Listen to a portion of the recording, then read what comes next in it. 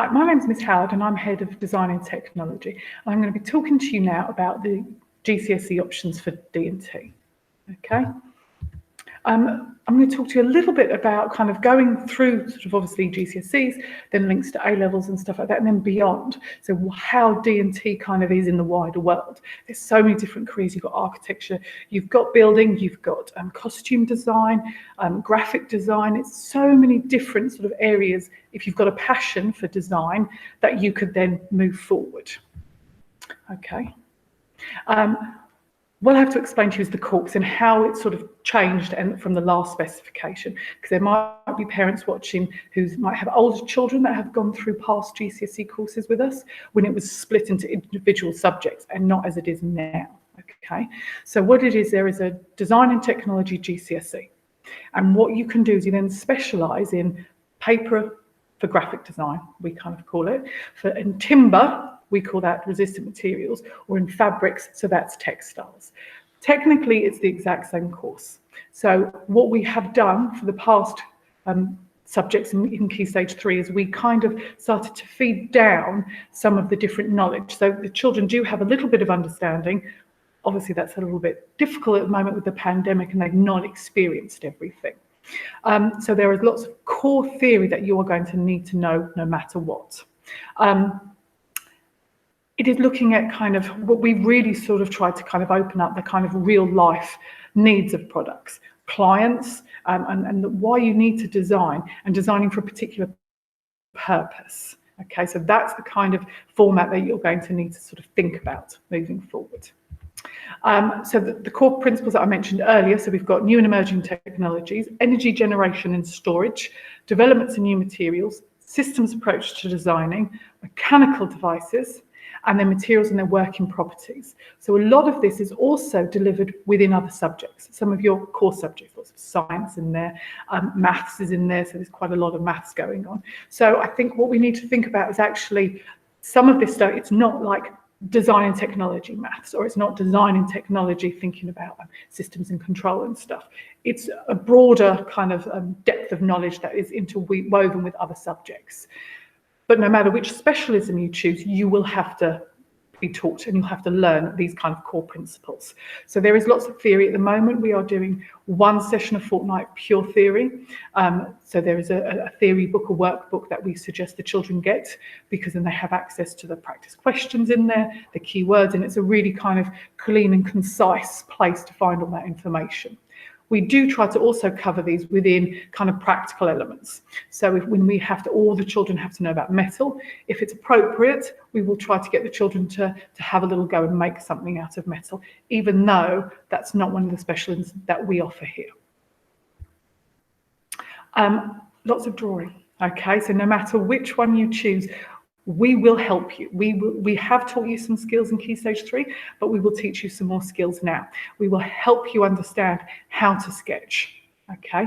So if you're fearful of your drawing, that's something that we're going to have to overcome, because no matter what, you've got to show how you can visualize your idea, how you can show it to a potential client, and how they can kind of come back to you. So what we will then kind of work on, so that's normally sort of within the first kind of term, is there will be sort of specialist technical principles within your materials. So if you choose textiles or graphics or resistant materials, you will have to know about these specialist principles about that particular material in much more depth. So materials, components, forces, stresses. You've got sources and origins, you've got surface treatments and finishes, but that will be very specialised to the material that you have an interest in, that you are passionate about, okay? So I kind of mentioned before about that kind of creativeness. We really have to be open-minded and much more iterative approach to design. So design things, get feedback, design things, model things, feedback. Again, no matter which material, it's not a linear process. It's not, this is my idea, this is what I'm going to design, this is what I'm going to make. It's trying to bring in all of these other influences so we can get the best possible outcomes for whichever design brief you've been given. These are some examples of things that children have done in the past at Key Stage 4 with graphic design. So we're lucky enough to have a heat press next door. So we've done T-shirt printing, we've done screen printing next door. We've got a laser cutter, which you've all kind of seen in action. We have a 3D printer. We have a vinyl cutter, so it can cut out sort of stickers. So really creative, lots of work on the computer. Okay, so there's Photoshop and Illustrator, but also still lots of hand drawing elements. And you'll be given design briefs that are linked, so you can see there's a Colchester Zoo project that we kind of have designing. There might be a branding one of a music festival of your choice. So again, there are lots of branding, understanding that kind of concept of client. Within resistant materials, we're in this room, so you can see again the things that I've done in Key Stage 4. So kind of really looking at metal. We're lucky enough that we will do some metal work when we're in here because we've got all of the equipment, and you will have more skills because you've used the specialist equipment and tools as we've kind of gone through the Key Stage 4. We still have access to the laser cutter. So you can see the lamp on the top right. A little bit of electronics I always do in here, so there's some LED work going on there. We again, very, very client focused. We've done in the past the Christmas fair. So the reason why we need to make this product, we've done lots of modeling in here. So it's sort of really hands-on, but again, using all the tools and equipment. So using these, the pieces that you wouldn't have used this year, and some of you wouldn't have even used in year 7. So we've got the pillar drills, we've got the Hegner saws, we've got the hand tools. So I will be showing you and developing your skills within that. And then finally, these are some of our textiles projects. So we have in the past put on fashion shows, which has been wonderful. We've had the Christmas market here, and the children again have had that client focus to sell things. So they've had to design, make and sell to a particular client. We're kind of reintroducing textiles this year, so we have kind of developing lots of 3D embroidery pieces. We've got fashion projects coming up. We've got kind of just hand sewing, sort of building some hand sewing skills on there. But again, we've got use for the laser cutter for 3D printing to create our own 3D pieces for our textiles, to also cut out elements, to really look at the sort of creativity and the development within the textile world. It's not how it perhaps was before. Okay, so really thinking about the different use of materials and the new technologies that have been kind of brought into textiles finally, and what we can use to enrich the learning in there, and also to enrich what we can produce.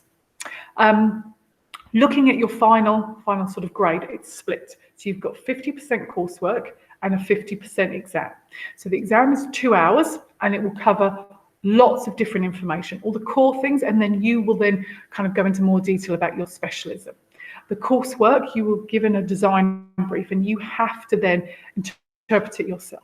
So you have to then respond to that with a live client. So constantly asking for advice and feedback from them to develop your products that best fits them.